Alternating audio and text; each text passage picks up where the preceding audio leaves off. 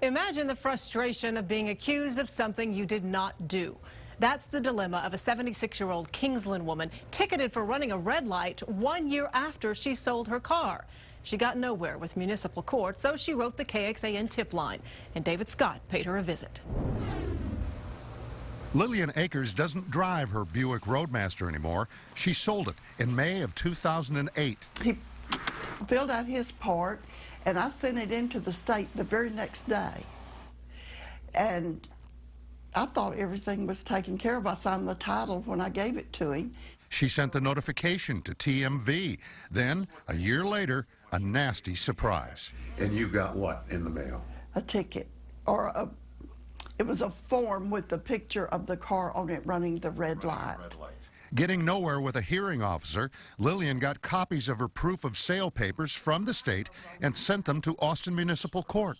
I never heard from him. I got another little card in the mail. And at one point I got one that said that I was going to be arrested if I didn't pay the ticket. So she got new copies and got them notarized. And that time I sent it certified.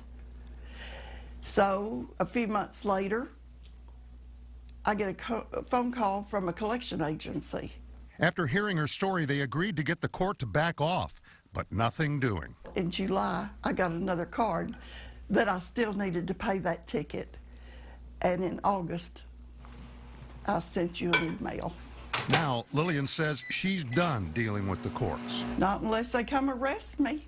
Lillian is proud of her driving record. 1 ticket in 59 years for speeding. Were you guilty that time? Yes, I was guilty, and I paid it. Now, it's a matter of principle, and Lillian figures they can go to Blazes or come to Kingsland. I could pay the $75, but it is not my ticket. That would be saying I'm guilty, and I'm not. Seems her mind is made up. In Kingsland, David Scott for the KXAN tip line. We talked to the Texas Department of Motor Vehicles, and they said Ms. Akers is not the only one who's run into trouble after selling their car. A lot of people don't realize that they have to take certain steps whenever they sell or trade in a vehicle to protect themselves. The simplest step, Perks says, is to take your old license plates off the car you're selling. That license plate is tied to your identity. And it's crucial to fill out the vehicle transfer notification form from the DMV within 30 days. That means your name will no longer be associated with that old car in the state's database. And if you can, go with the buyer to the DMV to register the car. That way you'll see with your own eyes that your name's been taken off the title.